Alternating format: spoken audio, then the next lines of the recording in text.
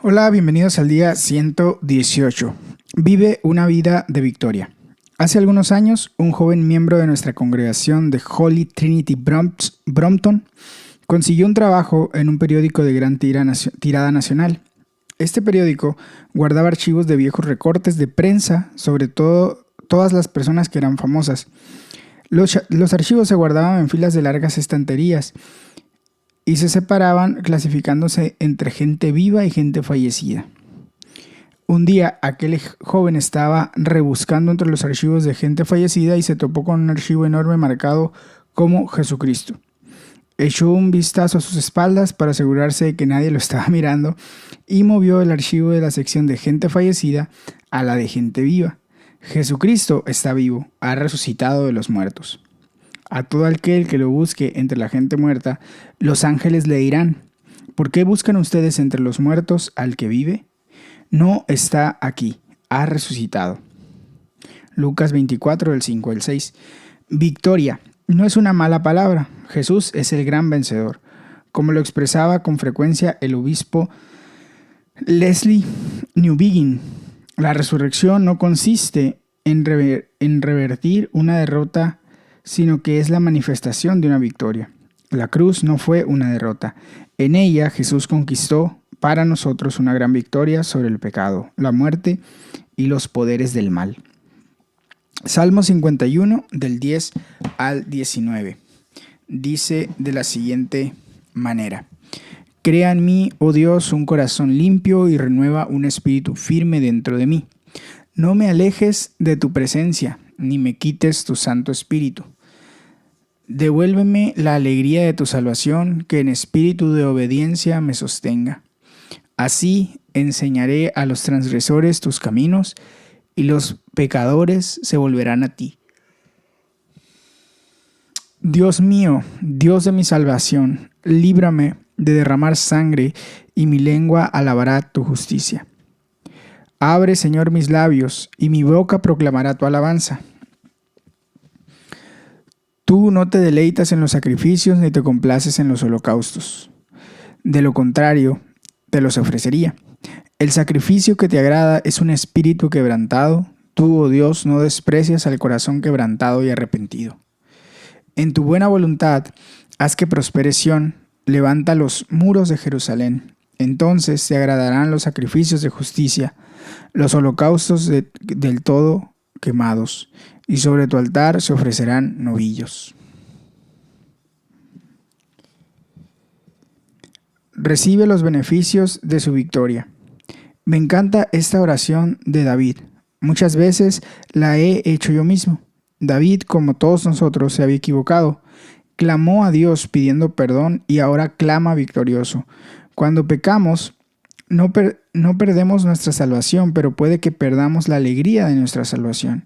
David no quiere ser derrotado por el pecado otra vez. Todo esto empieza con un corazón arrepentido y quebrantado. Puedes estar absolutamente seguro de que si te acercas a Dios de esta manera, no serás rechazado. Al corazón contrito y humillado, no desprecias tú, oh Dios. David ora para que se le conceda vivir una vida victoriosa o una vida en victoria. Merece la pena resaltar que la oración de David no es puramente personal. Ora para que también tenga un impacto en la ciudad. Señor, te pido un corazón puro, un espíritu perseverante, la presencia de Dios, el poder del Espíritu y que el gozo de la salvación sea restaurado en mí.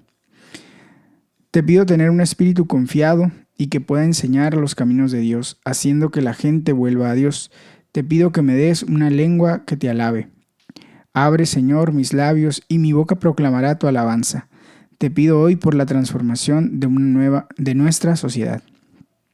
Lucas 24, del 1 al 35. El primer día de la semana, muy de mañana, las mujeres fueron al sepulcro, llevando las especias aromáticas que habían preparado. Encontraron que había sido removida la piedra que cubría el sepulcro, y al entrar no hallaron el cuerpo del Señor Jesús.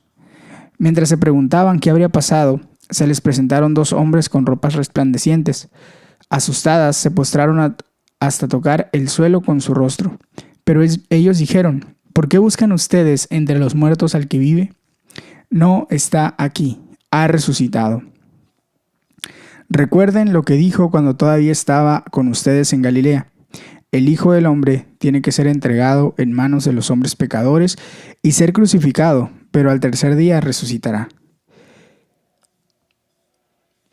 Entonces, ellas se acordaron de las palabras de Jesús. Al regresar del sepulcro, les contaron todas estas cosas a los 11 y a todos los demás. Las mujeres eran María Magdalena, Juana, María, la madre de Santiago, y las demás que las acompañaban. Pero a los discípulos el relato les pareció una tontería, así que no les creyeron.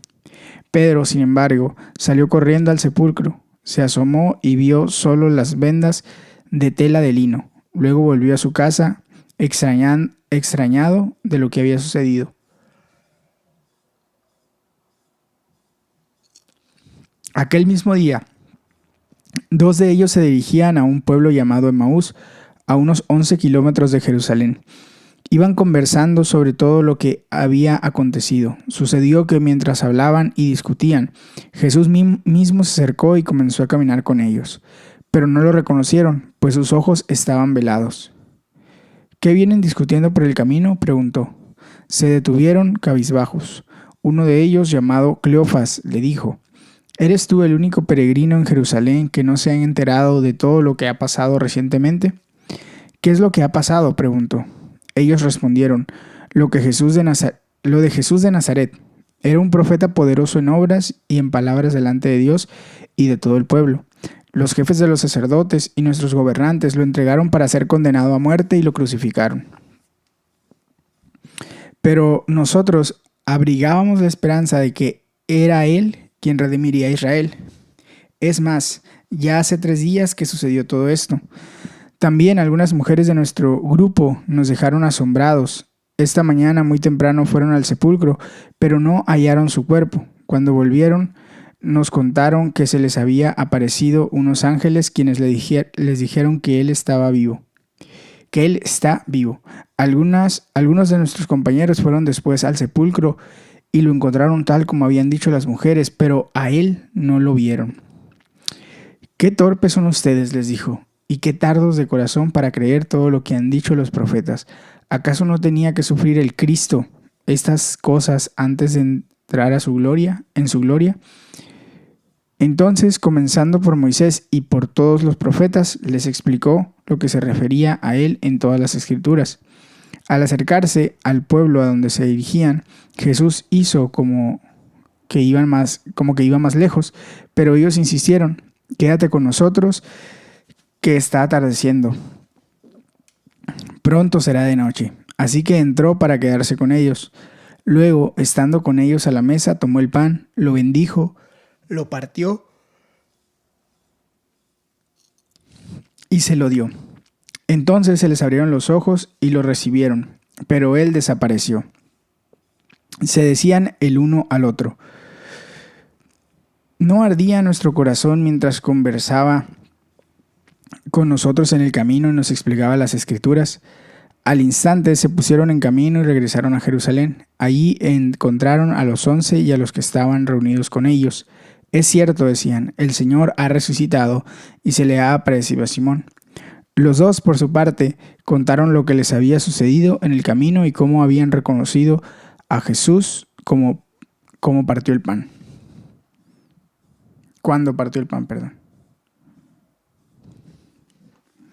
Dice el comentario: reconoce a Jesús y su victoria. ¿Cómo podemos encontrarnos tú y yo con Jesús hoy?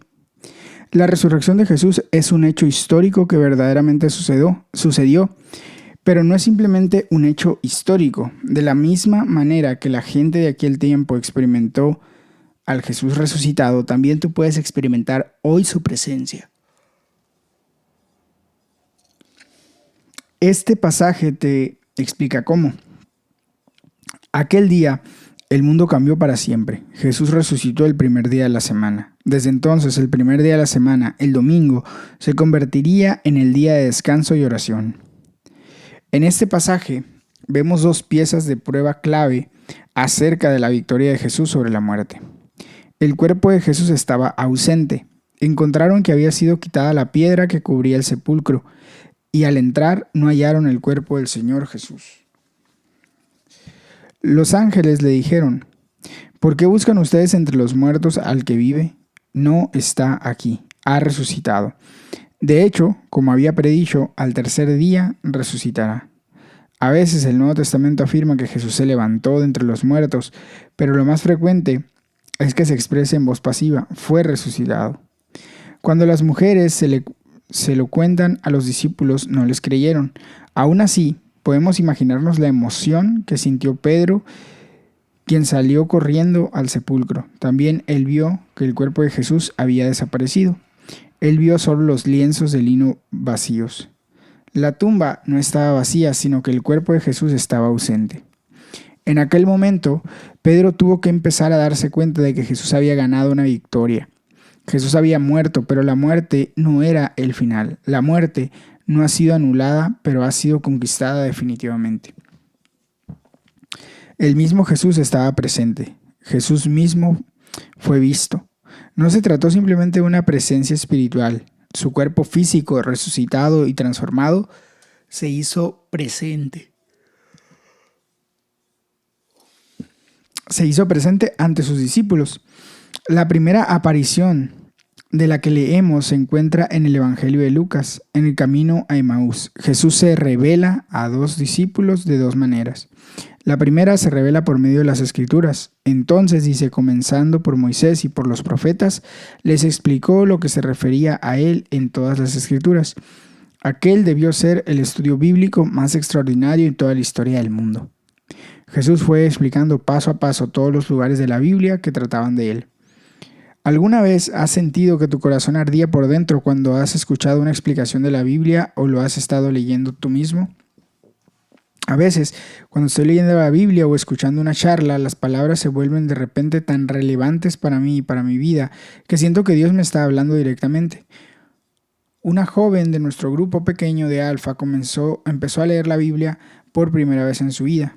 Ella lo describe así: era como si las palabras de la Biblia saltaran de las páginas hacia mí. Los discípulos dijeron: ¿no ardía nuestro corazón mientras conversaba con nosotros en el camino y nos explicaba la Escritura?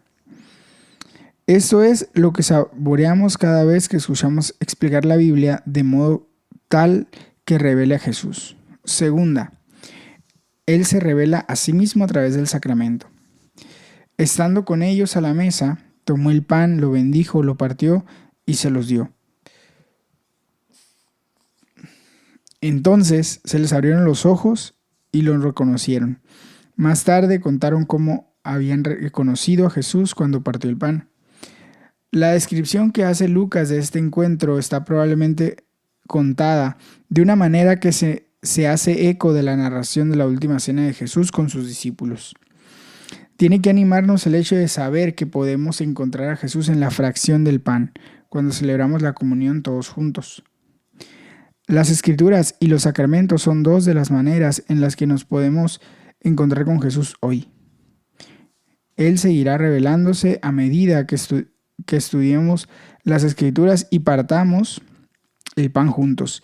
Si quieres experimentar la presencia de Jesús, asegúrate de hacer estas dos cosas regularmente.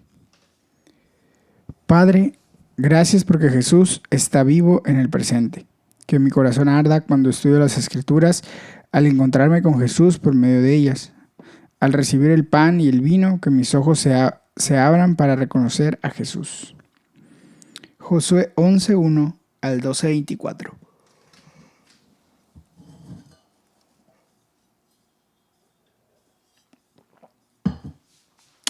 Dice de la siguiente manera: cuando Jabín, rey de Hazor, se enteró de todo lo ocurrido, convocó a Jobab, rey de Madón, y a los reyes de Simrón y de Aksaf. También llamó a los reyes de la región montañosa del norte, a los de la región al sur del lago Kineret,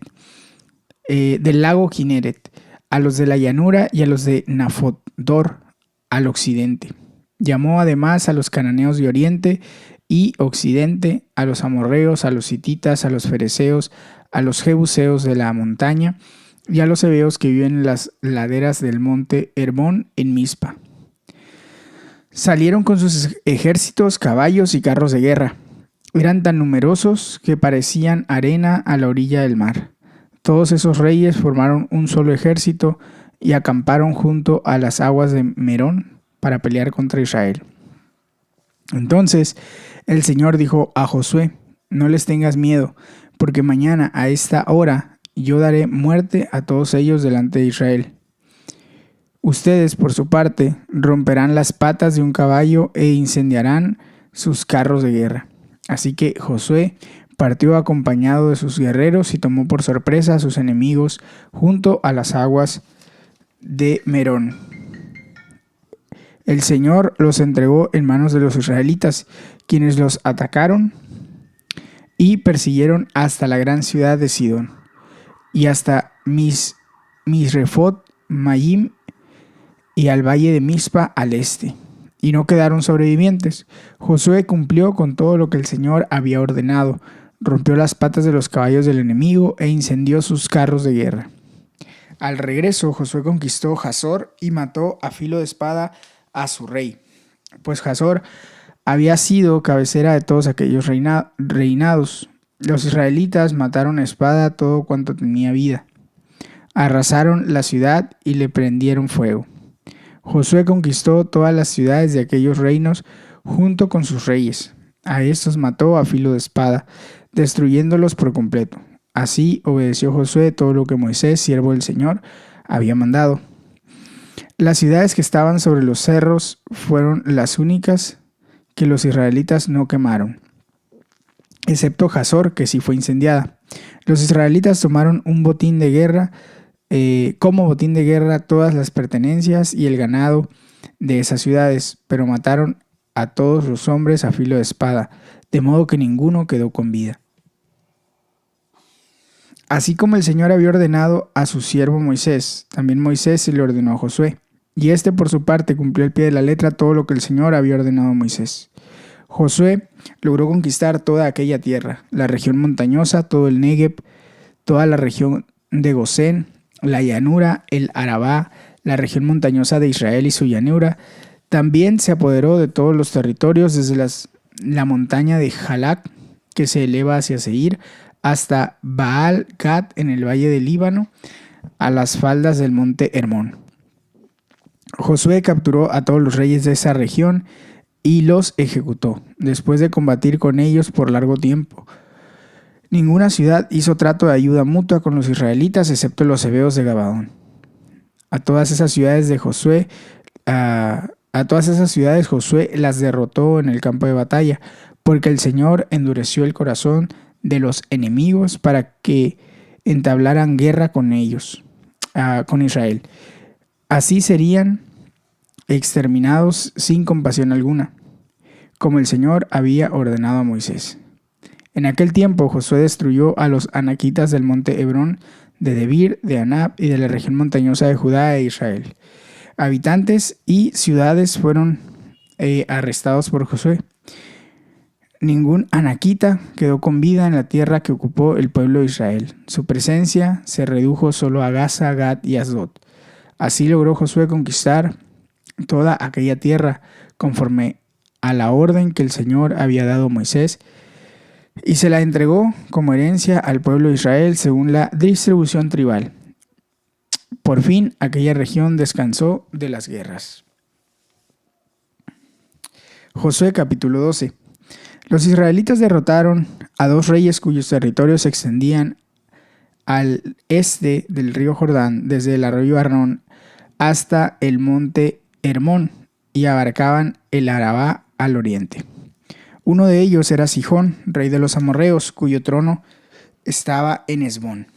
Este rey gobernaba desde Aroer, ciudad asentada a orillas del río Arnón, hasta el río Jaboc, que era la frontera del territorio de los amonitas. El territorio de Sihón incluía la cuenca del valle y la mitad de Galaad. Abarcaba también la parte oriental del Arabá hasta el lago Kineret, y de allí al mar del sur, que es el Mar Muerto, por la vía de Bet Yesimot, y más al sur, hasta las laderas del monte Pisgah. El otro rey era Og, rey de Basán, uno de los últimos refaítas que residía en Astarot y Edrei. Este rey gobernaba desde el monte Hermón, en Salca, en toda la región de Basán, hasta la frontera de Gesur y de Macá, y en la mitad de Galaad hasta la frontera del territorio de Sihón, rey de Hesbón. Los israelitas, bajo el mando de Moisés, siervo del Señor, derrotaron a estos reyes, y Moisés, siervo del Señor, repartió aquel territorio entre la tribu de Rubén, de Gad y la media tribu de Manasés. A continuación aparece la lista de los reyes que los israelitas derrotaron bajo el mando de Josué. Sus territorios se encontraban al lado occidental del río Jordán y se extendían desde Baal-Gad, en el valle del Líbano, hasta el monte Jalac, que asciende hacia Seir. Josué entregó las tierras de estos reyes como propiedad a las tribus de Israel, según las divisiones tribales. Tales territorios comprendían la región montañosa, las llanuras occidentales, el Arabá, las laderas, el desierto y el Negev. Esas tierras habían pertenecido a los hititas, amorreos, cananeos, fereceos, heveos y jebuseos.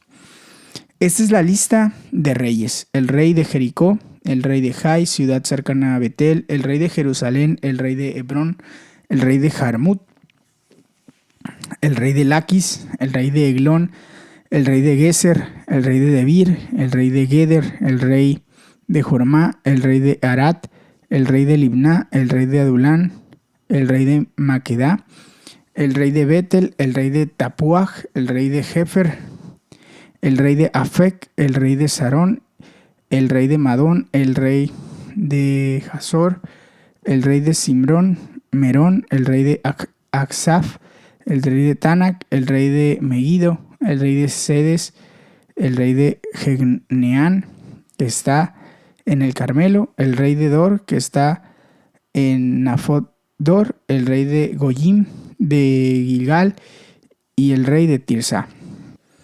Eran 31 reyes en total.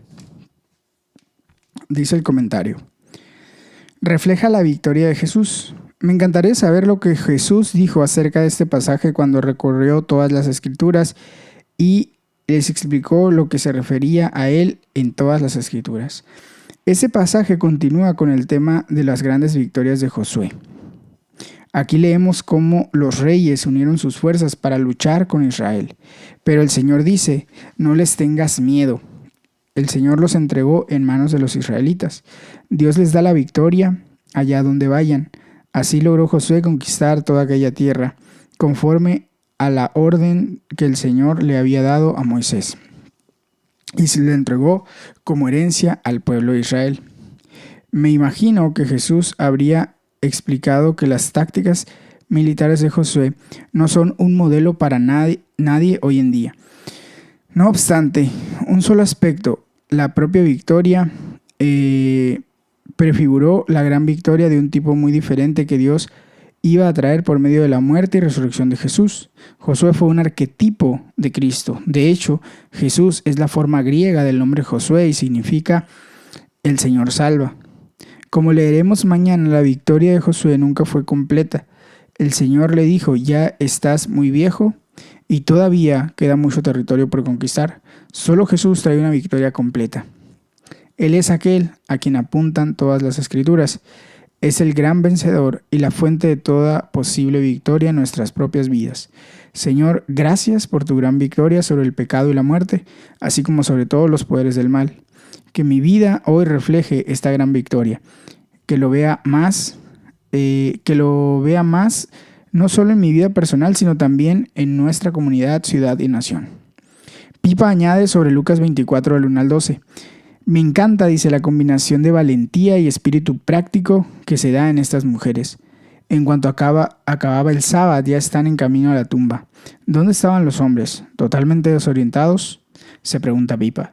Hasta aquí llega el devocional de hoy. Gracias por llegar hasta aquí. Espero que esta palabra esté siendo de edificación para tu vida. Hasta mañana. Que Dios te bendiga. Toma un tiempo para orar y meditar de manera personal.